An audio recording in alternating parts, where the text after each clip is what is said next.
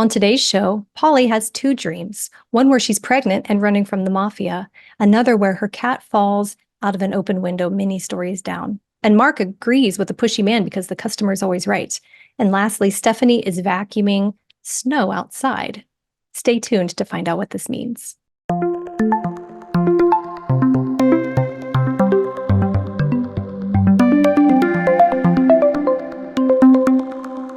Welcome to the Dream Interpretation Podcast. I'm April Angel, and today's show is another half hour of us eavesdropping on the very personal communication between the spirit world and you on your journey. So if you want to know what you're meant to be doing in your life right now, look no further than your dreams.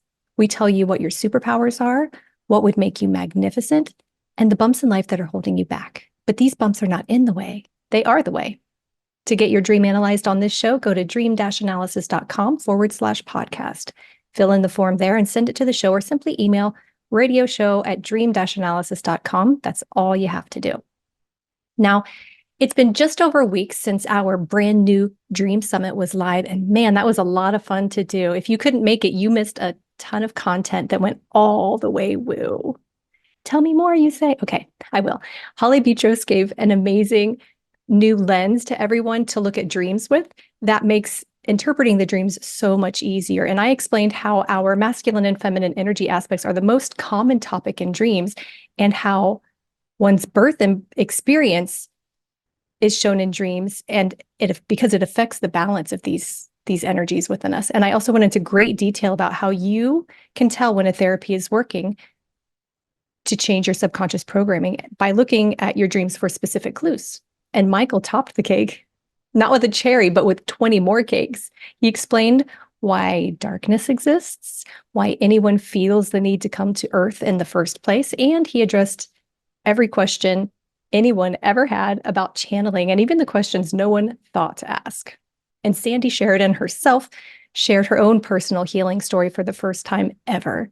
To say this weekend was completely brilliant is an understatement. Now, if you missed attending and you wish you could have been a part of all this, well, you still can. You can do all of the recordings from the summit just by visiting dream-analysis.com/summit. It only costs $97 and the access is lifelong. Now, I don't usually go into everything that I do at the school, but I'd like to share how you might meet me if you sign up for any of our programs. Now, I'm involved in two programs. I run the Healing Through Dreams program at the school, and I co-teach the DreamWork side of the mentorship program, and we will be launching the next mentorship course in June. So I'm really looking forward to working directly with the upcoming 2024 class. The course itself is 9 months long, if you're curious, and I'll be teaching the Sunday dream interpretation classes for 2 of those 9 months, just over 2 months. And that will be while Michael is teaching everyone how to safely access their channeling gift, because channeling is very imperative for dream interpretation. You can't have one without the other. Well, you can have channeling without dream interpretation, but you can't do dream interpretation without being able to channel. So I met Michael 9 years ago. If I can learn to interpret dreams like this, then you can too. And if you're interested in the course, just reach out to Michael and Sandy at dream-analysis.com/questions. That's a lot of websites that I've been sharing today. So let's go ahead and get into some dreams. We're going to start by looking at 2 dreams from the same dreamer named Pauli. She previously did some cutting the ties therapy with her dad to heal bothersome digestive issues.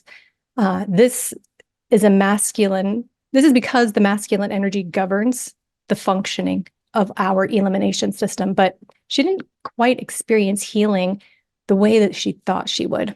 And it was immediately determined from her dreams that she also needed to cut the ties that bind with mom. And she has since begun the healing process. So let's see what guidance and insights her dreams are offering her during the first week. Her first dream is called Running from the Mafia, and it reads like this. I'm being watched by a woman. She reminds me of my friend Lisa, who is very attached to her husband. The Mafia is trying to punish me, and she was sent by them to watch me and make sure I don't escape until they come to get me for good. I'm pregnant, and I know I need to escape, so I try. But I don't get far before I hear them coming. I hide in a gray stairwell. Okay, so immediately Pauli's dreams are getting to the root of a core issue that she had with mom. And this is great to see in any therapy process. So she describes Lisa as someone who gives her power away to her husband. And that's exactly what mom did. Pauli remembers a specific instance when she was 2 years old where dad got so outrageously angry with her for not holding his hand that she actually feared for her life. It was a rage that she didn't expect and she couldn't understand. So she cut ties with dad because she knew that this impacted her so extremely and so negatively.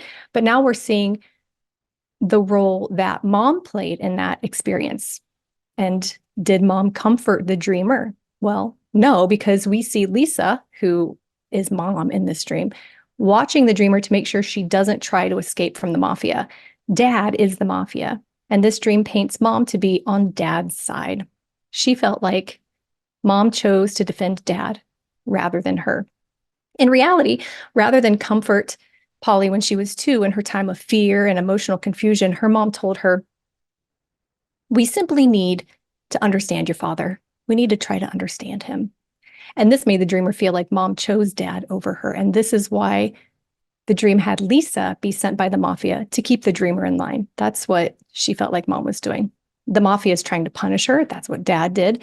And in the dream, she mentions that she's pregnant. And this is always positive because it means that a new positive aspect of Pauli is developing. And you want to see that in your dreams.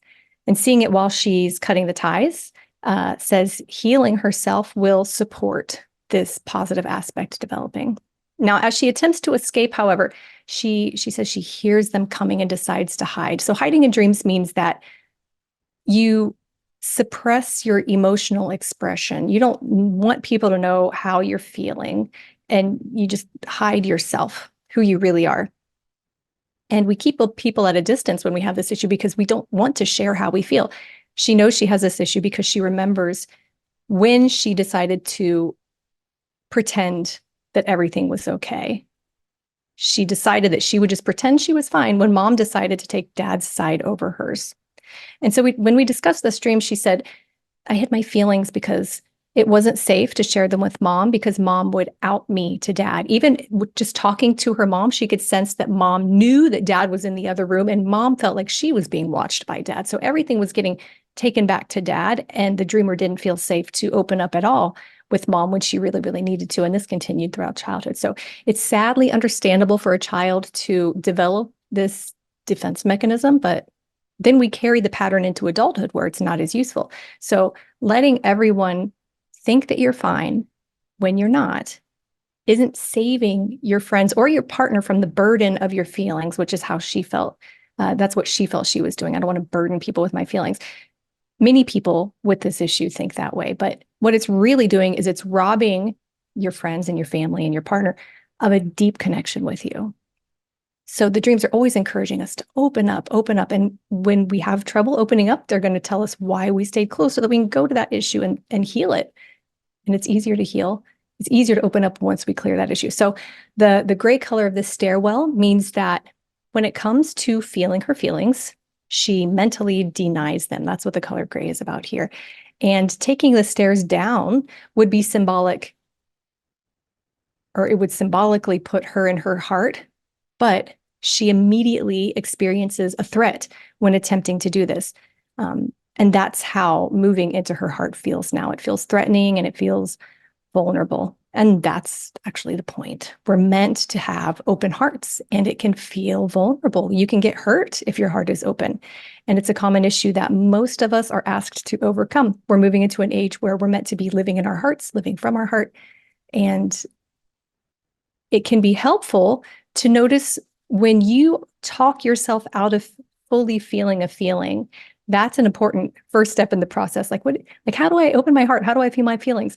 Just notice when you feel something and you go in your head and you're like, oh, actually, you know what? I was upset about this, but I'm okay. Or I shouldn't think about it this way. I should, when you talk yourself out of your feelings, that's not being in your heart, not being in your feelings. Okay, so I could go on and on about that, but let's look at more of this dream. Now, a man was supposed to guard me, and I know that we fell in love. He wanted to be the father of my child, and it reminds me of Xavier, a soft, sweet, kind, but not brave man that she knows. He enters the stairwell from the right, and to my surprise, he doesn't call the two women who are chasing me, but acts as if he didn't find anyone. Then he quickly tells me to escape. So he acts like he didn't let them know, those two women know that he saw her at all. So the man being a guard means that the dreamer is guarded. And she didn't get the support that she needed from mom or dad in reality, and dad was the threat. So here we see a supportive man protecting her and helping her. And this is a healing device that dreams use to give us what we sadly missed earlier in life. This supportive man is helping her get to where she can develop her positive aspects. And we know that this is the case because he wants to be the father of her baby. He doesn't rat her out to the mafia like mom would have. He actually helps.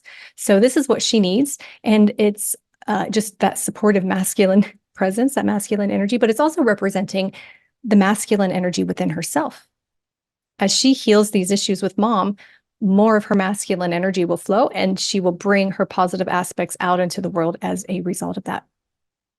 Okay, so now the dream says, I try to see if I could still enter my hotel room and barricade in there. But if I am too slow, they'll be awaiting me in my room and I will be caught.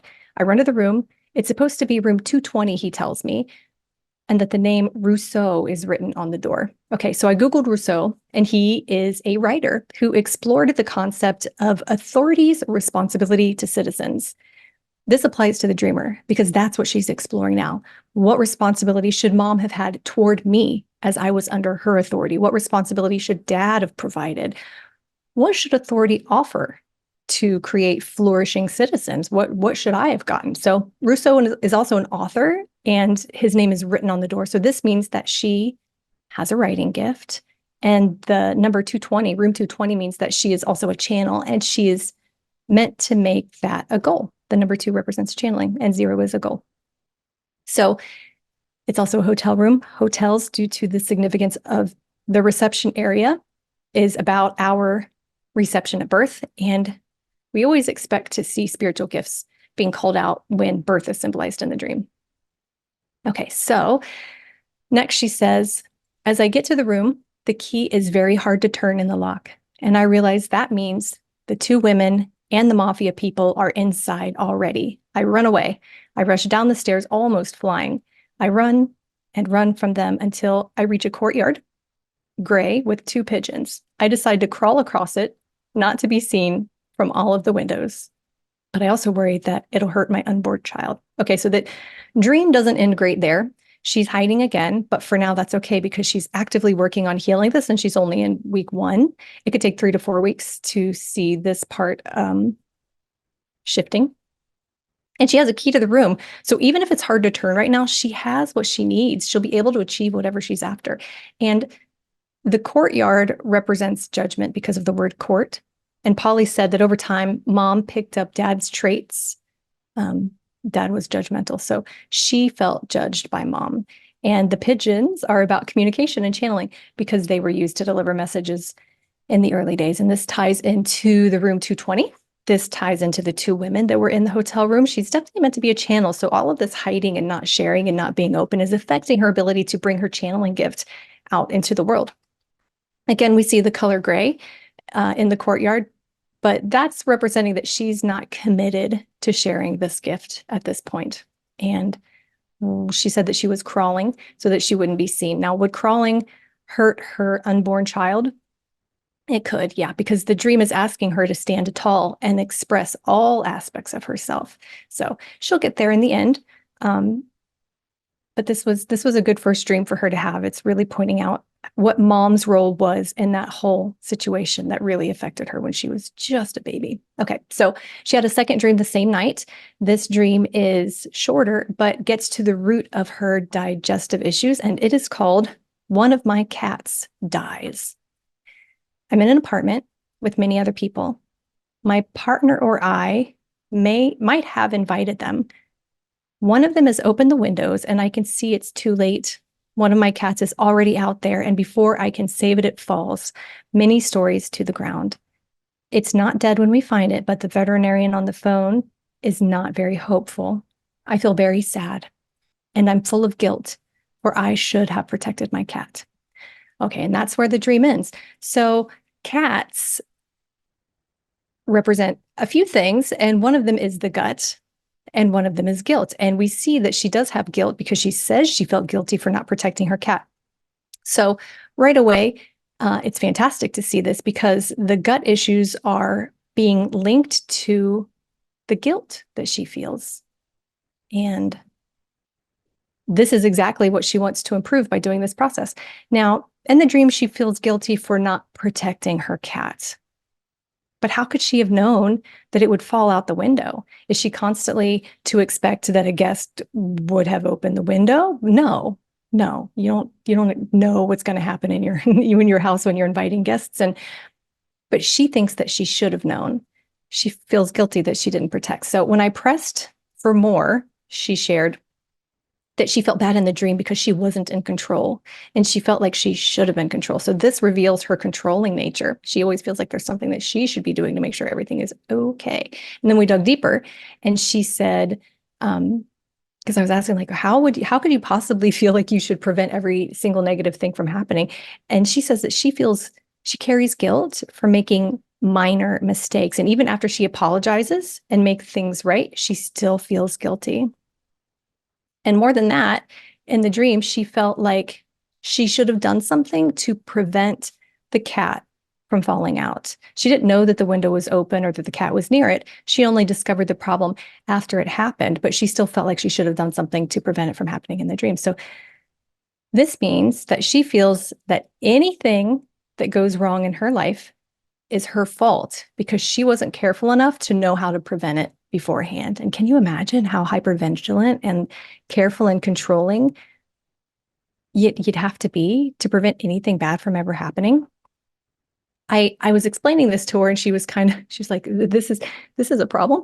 But I was like, it's like parking your car in a hospital parking lot and then feeling guilty that someone else made a scratch with their door on your car while you were inside receiving treatment. It's like whenever anything goes wrong, she thinks that she caused it by not anticipating it in advance and circumventing it. And so when I explained all of this, she's like, doesn't everybody do this? Isn't this normal? And I assured her that it wasn't normal. Not everyone lives their life like this.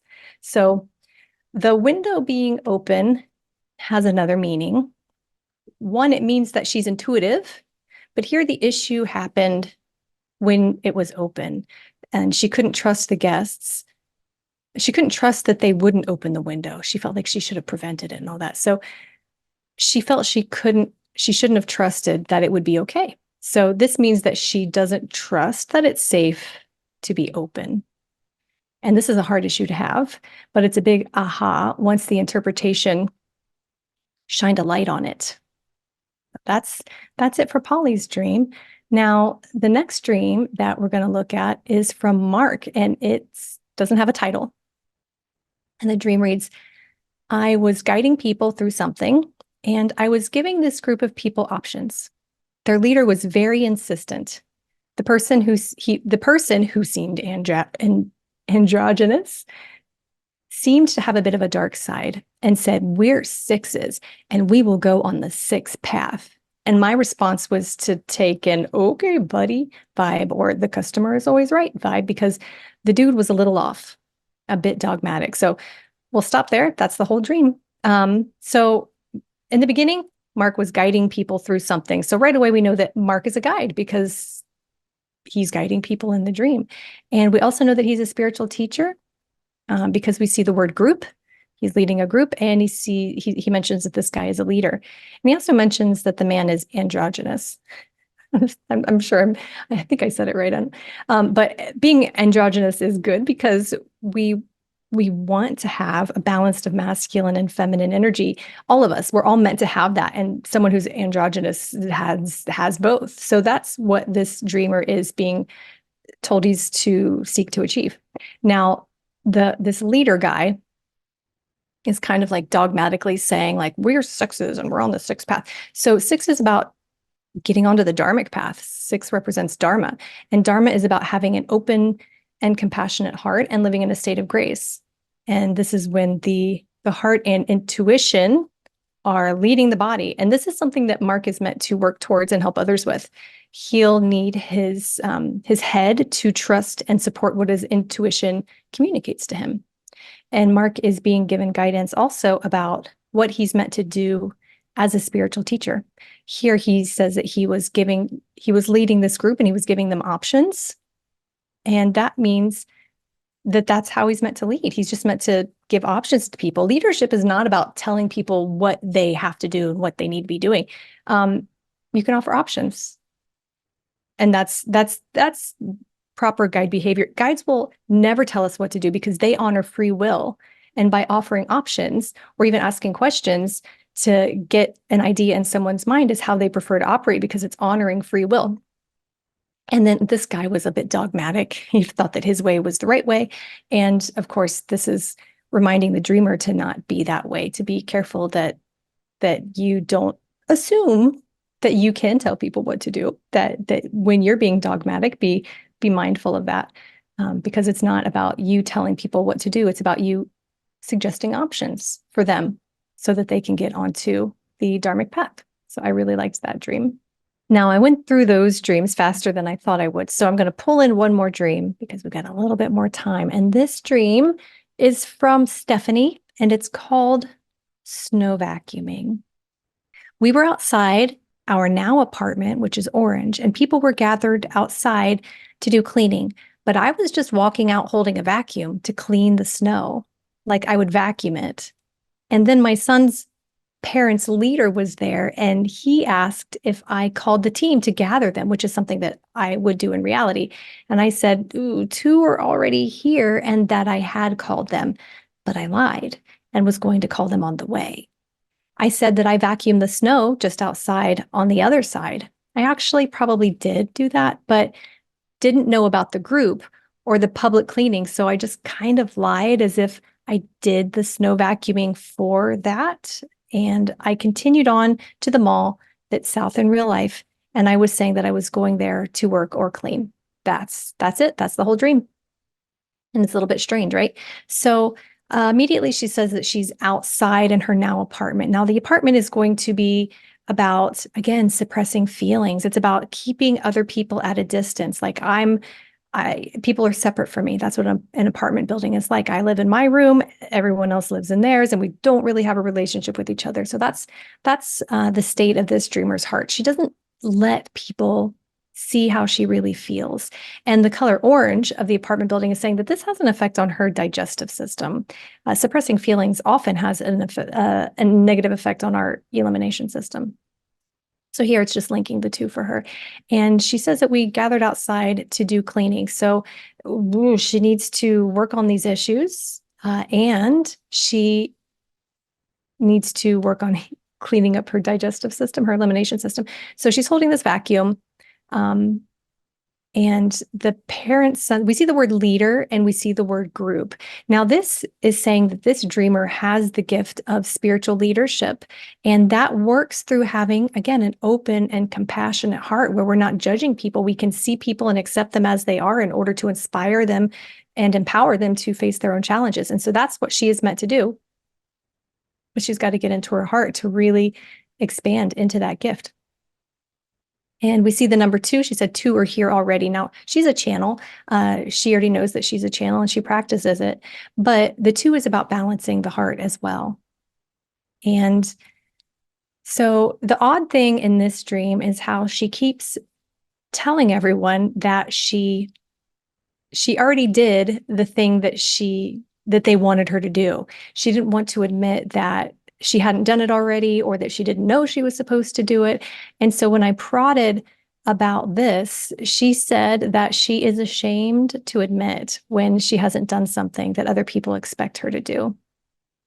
And like we went deeper, and this is a lot to do with her upbringing, and she's working on healing it. She's not cutting the ties as far as I know, but like this is probably, she had several dreams this night. And when I talk to her, I tell her that hers was the worst childhood I've ever heard of. It was really sad. It was really bad. There was a lot of abuse that happened.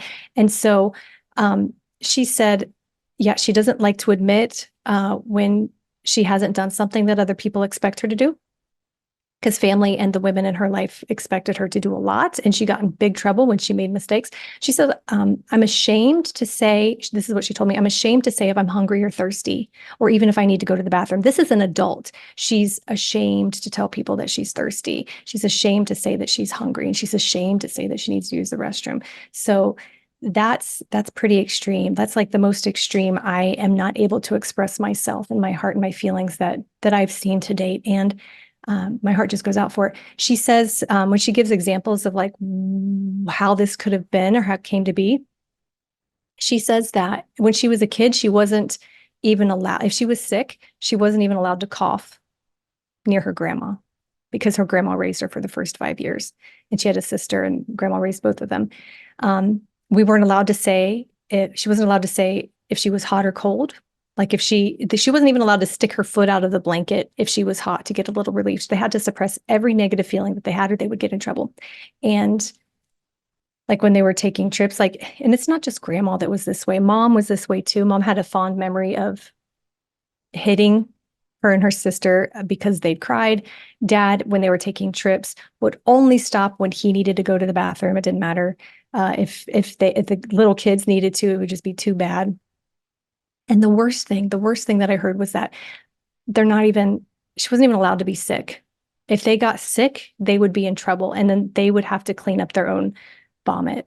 It's so sad. So, now as an adult, due to all of that abuse, she has this issue where she has a hard time admitting that she hasn't done something that someone already expected. She has a hard time sharing her needs and her feelings and her wants and her desires at the most minute level. And that's sad. So this is something that she's aware of, and she's working on it, but it's going to take a lot of love and compassion on everyone around her's part and her own to help her get through these issues, because they really cut her deep with that. And let's see, is there any guidance from this dream that I would offer? Well, she's cleaning up the snow. So the point of this dream is that she needs to stop suppressing her feelings. And she's continuing to the mall that's going south in real life. So of course she's being encouraged to, south is about moving into the heart. So and the mall is about what we need or what we think we need. So she's saying, the dream is saying that she needs to move into her heart. And at the end of the dream, she says, I was going there to work or clean. So this is the work that she's here to do. These are the issues that she's meant to clear and clean up. And the dream ends on that note. So that's all that we have for today. Thanks for listening. And I hope you have a fantastic week, and we see you again. Thanks so much.